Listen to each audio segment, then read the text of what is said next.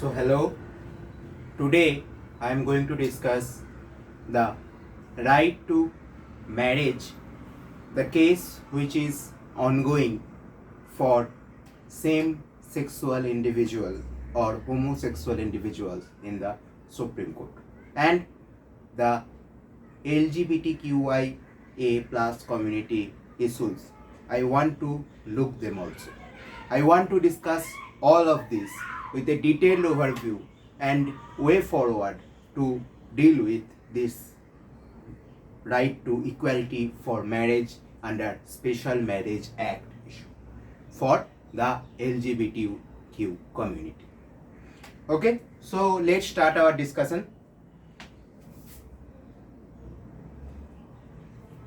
India could indeed be at the verge of becoming second country in Asia after Taiwan to allow the same-sex couples to legally marry if the Supreme Court decides in favor of the petitioner in ongoing trials.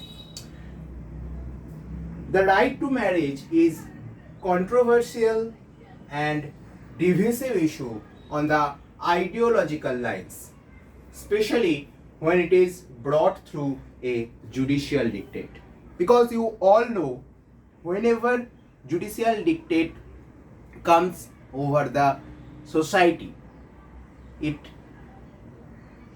is not oftentimes obeyed by the people, by the legislatives, and in our history we have oftentimes seen that legislatures or the parliament or state legislative assemblies they have not followed the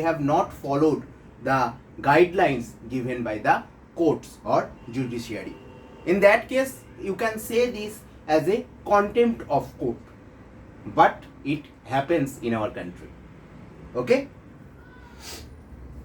However, Government of India, as I was saying, is not in favor of translating the decriminalization of this non-procreative sexual intimacy between the homosexual peoples into a fundamental right for same-sex couple to marry.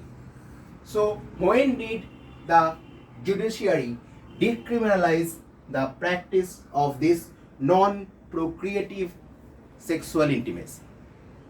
In Navtej Singh Johar case. It is a very famous landmark judgment given by the Supreme Court. Okay, I will come to that in later slides. Next, I will go to the stand of government. According to the government's own Solicitor General, marriage is a sacred union between a biological man and a biological woman, and any judicial interference on the legislative design of marriage laws has far-reaching ramifications for the society. Thus, the question of allowing marriage equality should be best left to the legislative wisdom. This shows that electoral commitments of the ruling establishments are salvage the traditional heteronormative family structure, as one of their senior legislators had recently stated in the parliament. I don't want to name that senior legislator, but I want to mention his statement. Okay. So this is the stand of government in this case. So questions, what are the questions before the court in this case? First of all, the petitioner party's question, whether the right to marriage legally extends only to cisgendered homosexual and bisexual persons, or also to transgender and intersex person, that is all other eligible adults beside the cisgendered heterosexual adults. Okay. Next comes family form questions. Whether such newly recognized families replicate the prevailing heteronormative family form existed in our society. That is, dyad of two married adults also having the right to jointly parent a child of either sex through the existing legal routes of surrogacy, altruistic reproductive technologies, or traditional legal pathway of adoption. Next, marriage-centric socio-economic rights question. Since the legal status of marriage entails a bundle of legal rights of significant economic and social consequences, whether continuing to deny such benefits, which are such benefits, like life insurance policies, okay, like joint account for the spouses in case of bank, to the newly recognized couples violate their fundamental rights to equality and anti-discrimination. Marriage-centric social recognition question. Since the prevailing social attitude reflected in both state and social apparatuses recognize marriage as a significant social status, by continuing to deny equal marriage rights to non-heterosexual persons, violate their right to live with dignity a meaningful social and community life. The last question, questions on the interface between civil law and personal law. Whether the civil law on marriage intersects with the personal law domain, that is, you can say Hindu personal law or Muslim personal law on in case of inheritance, in case of marriage, in case of divorce as such. Whether and a potential judicial verdict in favor of marriage equality disrupts the prevailing domain of personal laws. So these are the questions before the court. Next, if we want to discuss the stand of queer families and formal marriage equality impacting these people, it is important to recognize that the challenges experienced by the LGBTQ plus groups are not always only because of their non-normative gender or sexual choices, but also because of their race, caste, age, marital status, social class, location, etc. The bottom line being that neither the LGBTQ plus people nor queer families are any kind of monolithic or homogeneous social group. Rather, they represent a complex layers of diverse social identities and structures, from queer households run by sex workers, single parents, same-sex couples, to alternative family structures of the transgender communities. Some of the basic human rights, such as the affordable housing, such as employment, fair wages, accessible health care and social security, freedom from violence and discrimination, are matters of the daily struggle for most of the Indians. And these challenges rise multifold for the LGBTIQ persons and queer families when the socio-legal structures remain shaped in the heteronormative and patriarchal biases, leaving the latter in the state of a perpetual precarity and vulnerability. After more than 75 years of formal end of colonial rule, marriage as a socio-legal institution has changed very little. The law of the family and kinship in India largely understood through the relation of consanguinity or blood or conjugality, that is, marriage albeit heterosexual. Formally, marriage remains an exclusive heteronormative dyad that eschews every other alternative family that constitutes of same-sex couple, polyamorous households, intersex person, cis trans, and trans intimate relationalities. So these challenges should come to our discussion. After all, it's a patriarchal society. Our society is a total patriarchal society. And the socio-cultural frames that hold marriages are deeply endogamous and patriarchal. Deeply endogamous and patriarchal at an informal level. It further marginalizes intercaste, interfaith, intraconsanguineous heterosexual cohabitants. Therefore, if the court extends marriage rights to the same-sex couples, it comes at the cost of excluding every other alternative Indian family. So, our marriage structure in itself is faulty. We can say that.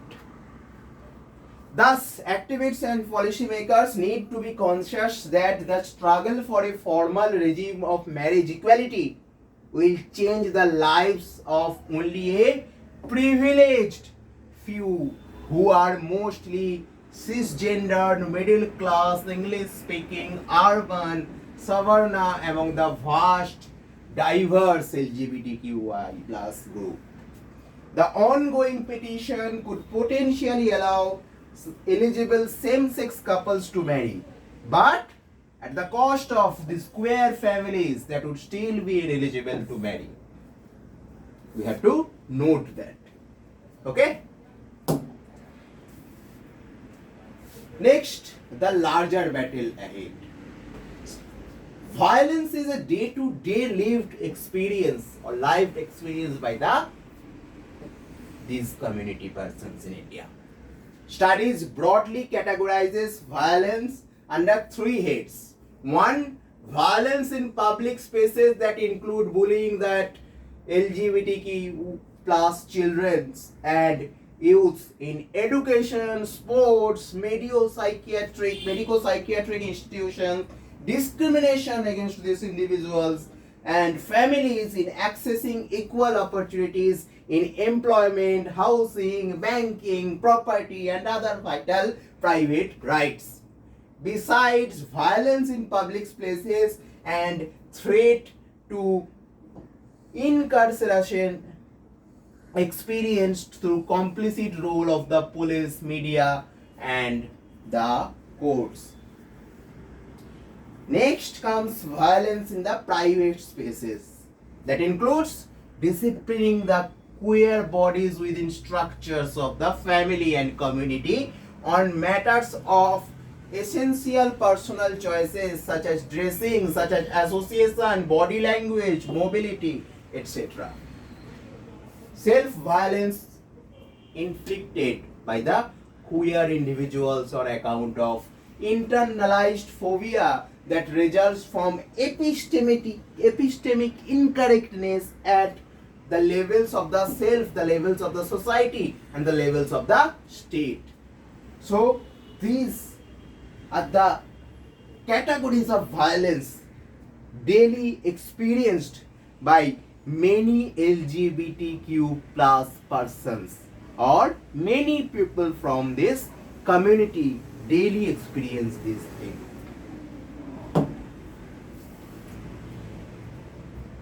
Now, I should discuss the statutory gaps in our IPCs and everything and in our legal basis. Okay?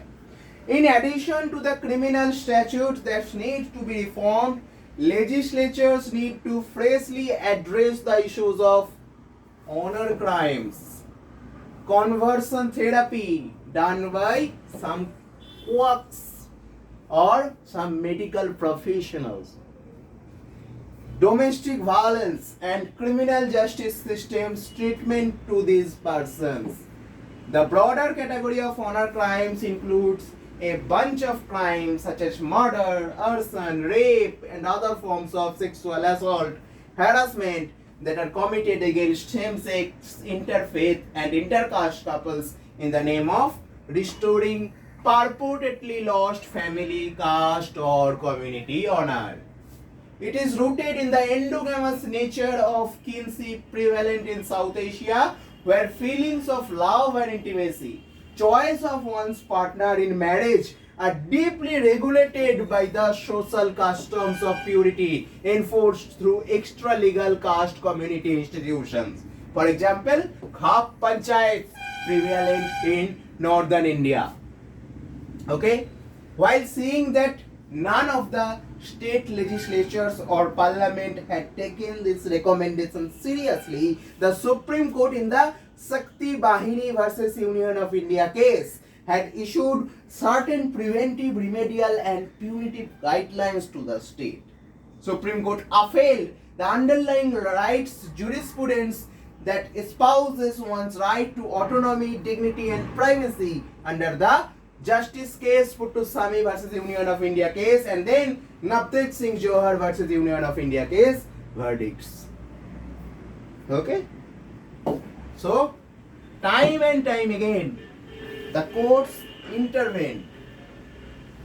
In its judgment on decriminalization of homosexuality, the court understood the same-sex lovers experience an equal level of stigma, hate and retribution in the society as intercaste or interfaith couples.